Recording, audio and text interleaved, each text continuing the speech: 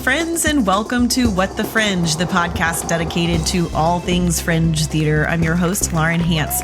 Each week, I visit with a Fringe artist to hear all about their endeavors and gain insight into their process. This week, I'm visiting with Ira Cooper of Spec Theatre, and we are going to be talking about his latest show, The Human Cat Experience. 4,000 years in the future, humans are the size of cats and cats are the size of humans. Two cats high on a catnip make an emergency trip to Catskill. Serial killers, sex dolls, rotisserie chicken, burlesque, and suggestive parodies of Canadian log diving classes. It's Cheech and Chong, but with cats. Did we mention cats? The buy-in is that this script, I'll be the primary writer often. That's less and less so as time has gone on, as the iceberg of Spec Theatre is rolled on down the climate change river. But the buy-in is that you present me with feedback and you present me with any sort of questions or concerns or you don't like this. I could spend 6 months on a script. You could come in 1 second and have a way better idea than me. And I would be a fool to not have incorporated that idea. And I would be a fool to have somebody who's in the position as lighting person not giving me a director's note, and I would be a fool to not listen to the person who, the director, talking to the lighting person saying, hey, I have some feedback. Ira is a white settler and co-creator behind Spec Theatre, a performance-based theater collective situated on the Songhees and Esquimalt Peoples Territories. He went to an accredited institution where he received a piece of paper that was finely printed and suggested that he knew something about acting. And even before it was institutionally beautified, he was always making stuff. He has been fortunate to collaborate and create and sometimes even perform in original pieces that have graced stages from Victoria, British Columbia to Prince Edward Island down to New York City and Japan. He's been nominated for a few this and that's, including Pick of the Fringe in Edmonton with Theater Gumbo from Japan and nominated Best Clown at Montreal Fringe. Ira's creative interests currently reside in puppets, digitally created tunes, physicality, clown, and different approaches to devising and collaboration. Outside of theater, Ira loves biking into the hinterland, coffee shop confections, tent rain, 4 a.m. music festival din, and attempting to keep the multitudinous amount of plates of existence and connections spinning with confidence. Ira, welcome to What the Fringe. Thanks for having me. I always love reading people's bios. Yours was extra fun. Shows your personality. So we got connected a couple years ago. I met you at the Vancouver Fringe, and I have to admit, I was a little bit starstruck. I mean, you were prancing around in your costumes, which we're going to talk about. I want to talk about that. Just so fully engaged with the work that you were doing and meeting people and being in character. And I was like, wow, that is amazing, because I'd been to a few fringes in the US. No one had done that. And I thought you were pretty cool, and lucky enough to sit down and chat with you and then meet one of your Spec Theatre partners, Ruby. And she has now become a longtime collaborator with me here on What the Fringe and my show. So I'm excited to have you finally on the program. I'm so glad to be here. I mean, it was great to hear Ruby on the show, and I was super jealous. So I'm glad that I got to be part of it too. Yay! I know. I loved that episode with her because, I usually get to talk to artists who are on stage. And it was so exciting to talk to a graphic designer and a set designer and costume designer and hear that perspective. She is a gift. Yeah, I am a lucky human being that I get to have Ruby as a partner in a multitudinous amount of ways one can have somebody be your partner. And I mean, I'm going to keep plugging her because I've worked with her now twice on 2 projects, and she's amazing. So if Fringe people want projects, call Ruby of Ruby Makes Things. I say at the end of every one of my programs, I talk about her. So she's great. I'm so happy. She does great work for y'all, and she did great work for me. Okay, let's talk about you. As your bio indicated, and I feel like when I meet you, it's very clear that you have always been a creative type of guy.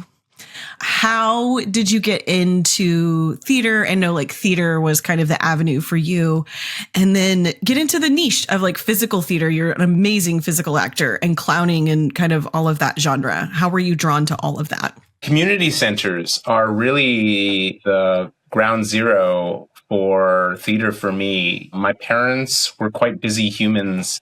My dad was a vocal coach and my mom was a lawyer. And so they wanted me to be immersed in a bunch of different activities after school. And we were privileged enough to have the means to do so. And so one of those avenues was drawing, and another avenue was theater at the Kerrisdale Community Center. That was 5.5 years old. And then it kind of just snowballed from there.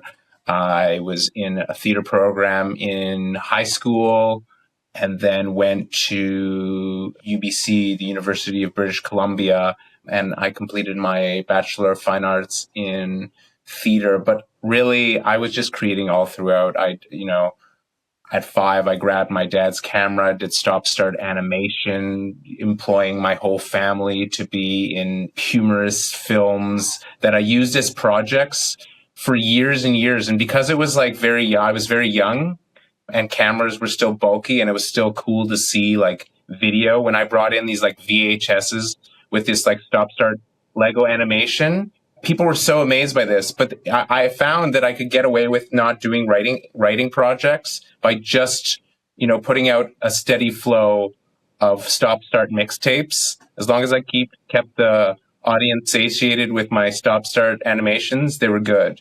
So I went from there, and then I just kept creating. I started writing raps when I was young, about 10 years old. Went by Mr. MacDeck was my first name, aka CD, aka Child in Denial, aka Cal 45, and I had a bunch of other AKAs. Now I go by Nosy J. So I went through university, still creating. I traveled to the Czech Republic, did some theater in the Czech Republic with my university, then came home, did more theater, got into some film, got a digital film degree because, that was cool for a while to become a filmmaker and get a digital film degree and go and I don't know, wear a backwards hat and sit in a black chair and direct things from there. But I missed the stage. I missed that sort of thing. So I did film work for a while. And then I went back into theater. I started auditioning as an actor. And the reason why I got into creating theater in public spheres as opposed to just writing in private a lot, what pushed me kind of over the edge is the audition process of going out there and you're just kind of waiting around and you're getting whatever roles are available to you. And that's kind of what university gave you. They kind of push you off the conveyor belt and are all right, goodbye. And you're but what do I do now? I know how to perform. I know how to pick up a text and pick the text apart and make it do handstands, but I don't know anything about the business at all. So I kind of came to the edge of the waterfall and then I was whoa, and now you're asking me to jump, but I don't even know how to do this. And so for a while I didn't know what I was doing. And then I don't know what was the first piece that got me into creating theater, but I know that one of the first pieces was moving to Nelson, BC, and I got an opportunity to write for the Nelson Historical Theater Society. Over a summer, I did 2 shows. One was a touring complete works of Shakespeare abridged. Oh, yeah, I know everybody's done that show. It's like Grease. Yeah, it's like Cats, Grease, but Shakespeare. And so I did that show, but I also wrote for a Charlie Chaplin show, which was the best. And I love Charlie Chaplin. So I just got to immerse in the show. I approached somebody in a bar and got this through I love Charlie Chaplin. You're doing a Chaplin show. You need to hire me. And that's how I got the job, which was the best audition I feel like I've ever done. It was so honest. I think I cried over Charlie Chaplin. And that felt the most truest to my heart. My father used to wake me up for Three Stooges marathons. So I was so inundated with slapstick as a child. That's where the physical comes in. So as a child, I was so over inundated by the slapstick, the Fatty Arbuckles. It's Keaton over Chaplin for me. The physicality of Buster Keaton and the inventiveness of Keaton, during, his films like The Haunted House, where the stairs, all these mechanics are working throughout the house. And he created those. He took things apart and rebuilt them again. The film The Playhouse, where he plays all of the different roles and he created cinematic processes so he could do that. that's where the physical came in. So then I got this opportunity to write about Chaplin, and the physical and the writing and the whole thing kind of came together. And that's kind of the impetus for Spec Theatre. I got together with a couple friends, and we just didn't want to wait around anymore for theater to come to us. We wanted to create theater, and we felt that there were certain things that we could speak to. And so Spec Theatre was formed in 2014 or 15 by 3 UBC grads that weren't finding much work. And we created our own work. We created Sid, took that to Fringe, and I think we're 5 or 6 shows later. And here we are, still creating and working on original works with a tilt towards absurdism and physical, very physical. I'm not necessarily a clown by trade. I don't have any Buffon training or pachinko. I don't have any of that background. So I've only been calling myself a clown because the nomination committee for One Montreal Fringe Festival several years ago, when I first came out with Mr. Coffeehead, which became the show Everything Super Wow, they came up to me and were like, "Are you a clown show?" And I'm like, "No, I'm just a guy who does theater. It's funny stuff. I do this, I move my arms, and people laugh, and I got big props." And they're like, "I think you're a clown." And I'm like, "Okay, goodbye." And then they nominated me, and I was like, okay, this seems good. And so that's kind of how I got into clown. And now I've taken a couple of like clown classes, but it would be like somebody who takes like a class in Puerto Vallarta and is like, "I'm now a chef of Mexican cuisine."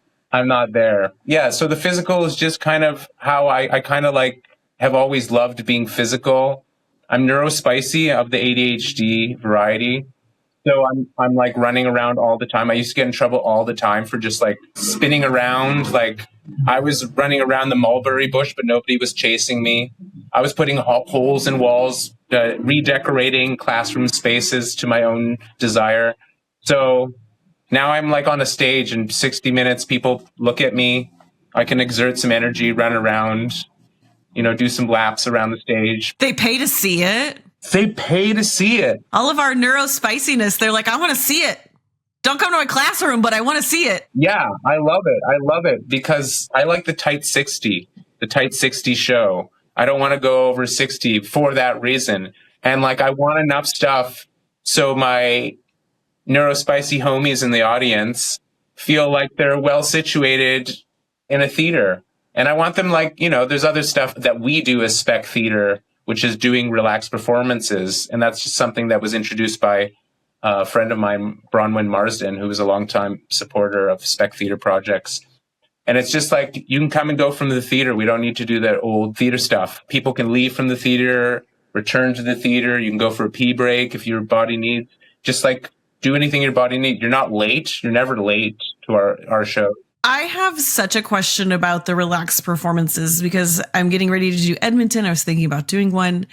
And as someone with ADHD as well, and I have an immersive show, it's interactive. They were talking us through some of the different things that can happen in a relaxed performance. Someone might be able to lean over and go, "What does that mean?" And, you're able to give an explanation. I think people coming in and out wouldn't bother me. It's the ancillary talking that I would be like, it's okay, but you can't have a full-fledged conversation because as a performer, I'm going to be like, "I am so sorry. What are you guys talking about? What's going on over here?"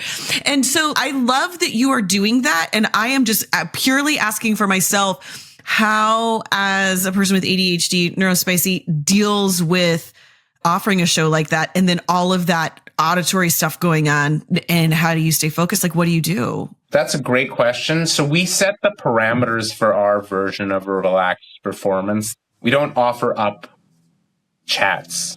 We offer up like needs. And one of those could be explanation. But we don't explicitly say, give that space to have those conversations. Because you're right. Like for me, because the lights aren't fully down either, because that's part of it too, I can see you. So I'm already like, I already am doing that work. I can't do more work.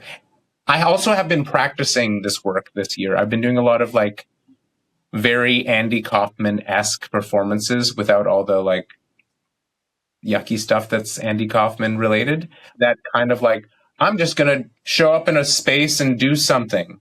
I don't fully know what it's going to be. And then the lights are a certain thing and audience are doing whatever. And I have to kind of stick, like I've kind of been training that muscle on stage to like train my brain to associate. When you're on stage, the audience can do stuff and it's okay.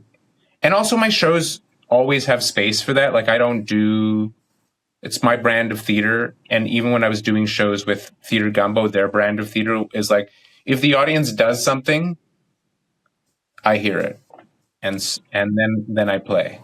And like Stanzik could totally get lost and like people did stuff all the time. And especially since I feel like the relaxed performance gave people also who maybe not needed it. We're like, I now have liberties to like interact with this person, especially since they've told me now, hey, I can see you. I can see what you're doing as the performer. They're like, oh, it's one of those shows. Now I can do. Yeah. And I love what you say, though. I think the key is like setting the parameters of it. And I had a show recently and my friend's daughter came and she is very neurospicy. And my show has a lot of audience participation, but you want everybody to participate. And so she was one of the first ones to raise her hand. Second time around, she was raising her hand again. Thankfully, her mom leaned over and was like, you need to let other people have a turn. And I was like, I thought if she'd done it again, I might have said, thank you, let's move. Some people you can't just go, oh no, it's someone else's turn. And they're like, oh, okay. They don't think it's rude or they're like, oh yeah, they just need to be told.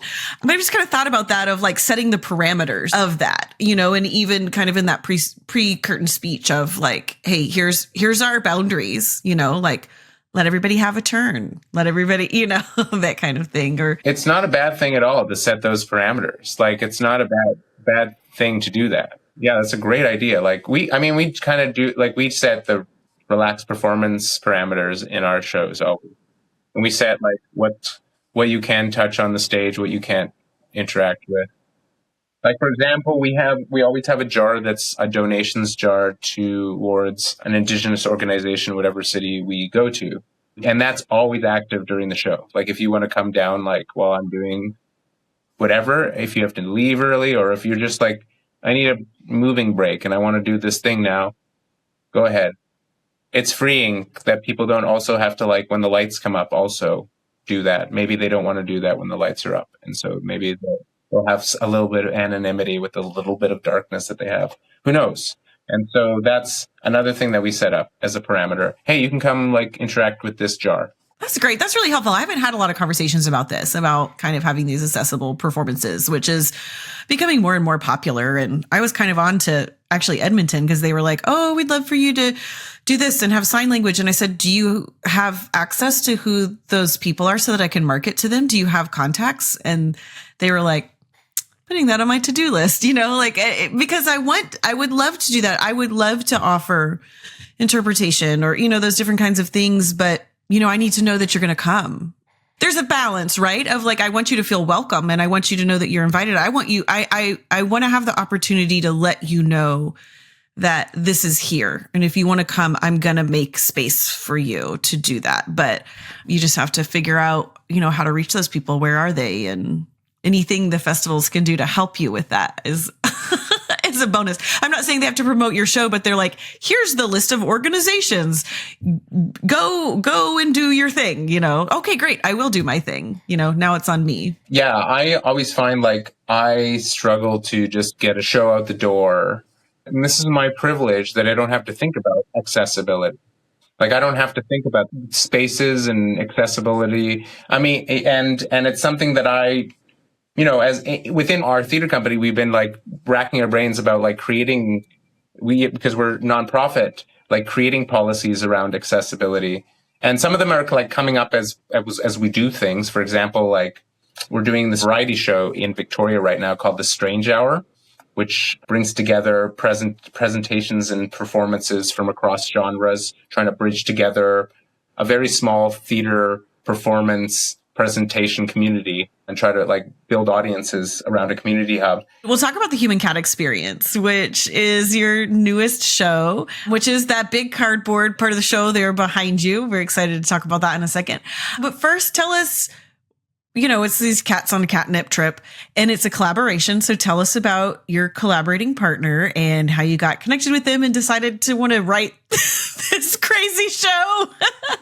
So the Human Cat Experience. So my collaborator is Hilary Fillier. Hilary and I founded Spec Theatre together. And in fact, another Fringe artist founded Spec Theatre with us as well. Do you want to guess who it is? Do you know who it is? Have you interviewed Joanna Ranelli? Yes, I have. She was on earlier this season. She's delightful. I love her. She's lovely. Yeah. And we founded Spec Theatre together. They both starred in the first show, Sid, that we created and collaborated together. And then we split apart. And in fact, Joanna and Hilary collaborated on a show called Pam and Paula several years back as well. And then Hilary and I were then orbiting each other because she was back in Fringe land. And I was like, hey, do you want to write a show together? And that's kind of just how it happened. We are both absurdists. She came to Fringe with Paranorma PI, which was a fantastical, wild, absurdist romp. I love Paranorma so much. Yeah, and we just got together and we're like, we should write together. We should create together. This needs to happen. And I don't know why cats or catnip became the central themes, but I think it had to do with how do we take our absurdism and put it into zeitgeists? What are some things that people like? Can we just use those as kind of recognizable capsules for mayhem? And so that cats, everybody loves cats. And in fact, both Hilary and I love cats. Hilary has a cat and I love cats. Ruby loves cats, has stickers of cats that she has produced. So we all love cats and we love absurdism. And then it just kind of snowballed the cat from there. We got together and it just has been magic. We've been writing for a year and a half. The show has switched 15 or so times to completely different versions of the show. We have a prequel already, I think, in the work, and a sequel. We just locked the script, at least in the written form, a week ago. It's been a journey, and we live in two separate cities too. That's also a thing to note. I'm in Victoria and Hilary is in Vancouver. So the writing collaboration process has happened a lot of Thursday meetings where we write. Do you make virtually? Do you write together? I've done some collaborative work where we've just had a script online and we kind of both went back and forth in a Googles or something like that. How are you guys meeting and writing this thing? We're meeting in the Googles and we keep making these scripts that have a title Final Version 2. It's very chaos. We've just kind of been making different versions of it over and over again and putting our own spin on it. And then one of us is oh, I'm going to riff on this and riff on that. And then we've just been riffing and riffing. And this has been kind of the Spec Theatre approach all the time. And it's always been a collaboration. It's always been about involving whoever's there in not the capacity just that they were assigned to do, but saying I don't have enough money to pay all of the artists that are involved in these projects. And so my buy-in is particularly around the core people, for example, Ruby and actors who are involved in projects and directors are hey, honestly, I'm going to pay you as best as I can from the Fringe and whatever we make, you first. The buy-in is that this script, I'll be the primary writer often. That's less and less so as time has gone on, as the iceberg of Spec Theatre has rolled on down the climate change river. But the buy-in is that you present me with feedback and you present me with any sort of questions or concerns or you don't like this. I could spend 6 months on a script. You could come in 1 second and have a way better idea than me. And I would be a fool to not incorporate that idea. And I would be a fool to have somebody who's in the position as lighting person not giving me a director's note, and I would be a fool to not listen to the person who's the director talking to the lighting person saying, hey, I have some feedback. Being around film sets, and I think this is also an aversion to film, so there's just a lot of people in their designated spot on top of like train wrecks driving towards like a fake drawn on the wall Wile E. Coyote cave, and they all can see it going towards that, but they're only paid for that position.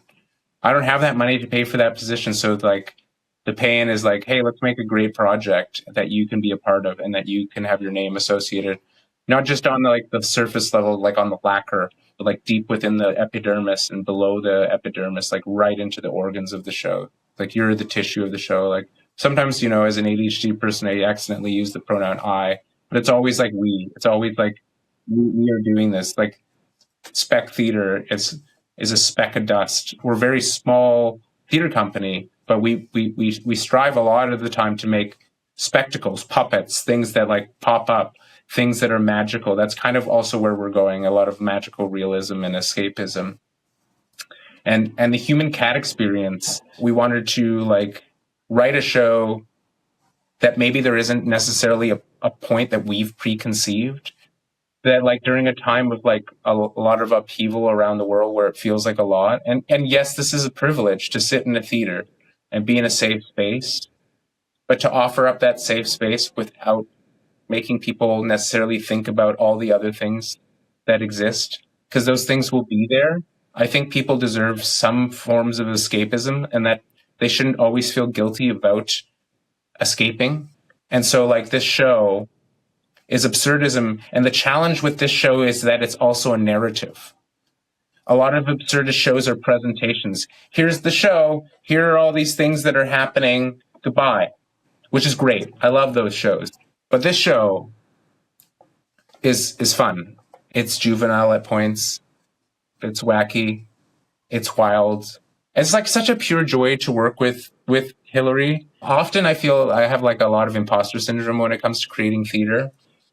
But when artists, like when you ask me to be on this podcast, that's an honor. I'm like so flattered and flabbergasted. And it like puts me back in those pants that I don't feel I'm wearing. And like when artists want to collaborate, I'm like, wowza, like these people want to collaborate with me. And so like, it's both like amazing and a privilege to collaborate. And also it like tells me who I am. I also worked with Gumbo this year, Theater Gumbo from Osaka, Japan. Like I went and traveled to Japan to work with them. But like those things to like say like that somebody not only just wants to write with you, but then wants to appear with you on stage. Like that's their bread and butter. They want to put you in the middle of their sandwich and like bite in real hard. And like you're going to affect their flavor palette, and they're like willing to like do that with you.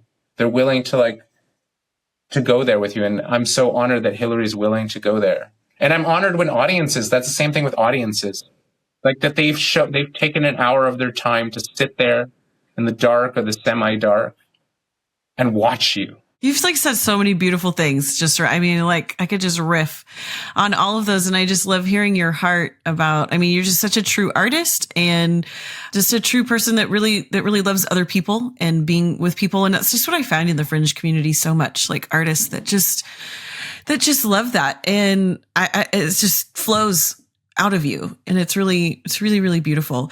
Tell us real quick, we've got our big cutout back there. So what are some of the fun, like, eye candy that we're going to get in the show? You've got like puppetry and you guys are going to be cats.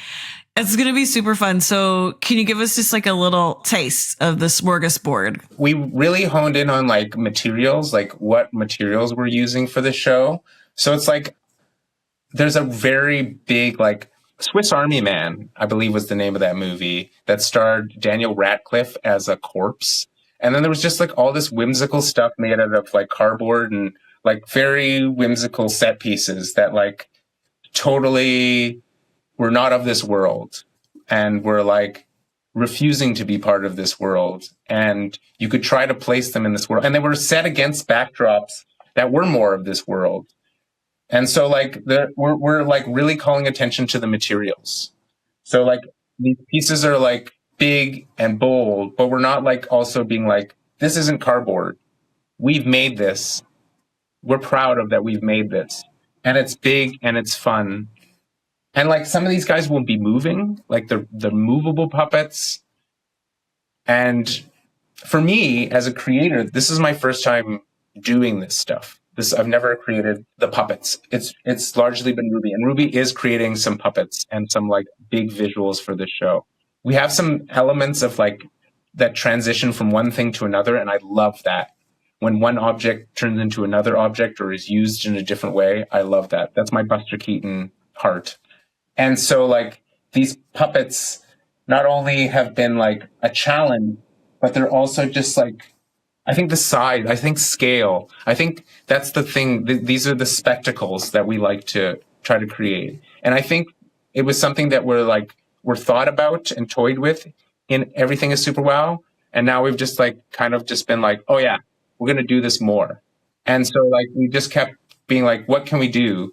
And like talking back and forth of like, what's possible on the scale and what's possible with like always doing things last minute, particularly for me. That's on me. Ruby's like much more like on time with things, but like what can we do? And like, yeah, just trying to make big being small. I love that. I love that when you're like just wowed by something that's just like the scale of something. It's the spectacles of it all. It's just the thing that wows me when people are able to like transport us into these worlds, and like particularly the absurdist. Well, I'm super excited to see this show. Okay, so we've got to come to our last question, unfortunately, because I could talk to you all day about this. What has been your most interesting or awkward Fringe interaction? Oh man, I've had so many interesting and awkward Fringe interactions. I would say like Fringe Montreal and getting to perform in their drag show was like such a highlight of everything, and getting to meet Uma God and also just getting to participate in Montreal Fringe is just a treat. I love those people. And they were like, it was my first solo Fringe tour. And that's like so meaningful, the like that support, being invited to participate in that. I believe it's like a 20-year tradition where it's drag artists versus the Fringe artists wearing drag, and we always lose, or at least I lost. And several times I've had to just like wear Stanzik makeup, like I had to wear the makeup of the show because I had to go to the show right after. So I wasn't really like, I was kind of at a disadvantage because I looked like an angry Polish clown. So I went with it. I was Booby Rose, like that was my character, Booby Rose. And if you're not Jewish, Booby means grandmother, and my grandmother was named Rose, so it was an honor to her, and it worked with the makeup, so that worked. So I like wore my Russian style like ear flappy thing, and I like came decked out, like I came prepped, like I went shopping, and still lost, but that was like a highlight. That was like a beautiful, it was like, it's really beautiful, and I think that's like a beautiful part about Fringe, about like just like opening people up to people and performances and just all these types of expression that you might not see elsewhere. And being very bold and public about it, I think, is like something that I really loved about doing that, because they have it right in the center of Saint Laurent, like a very central part of Montreal.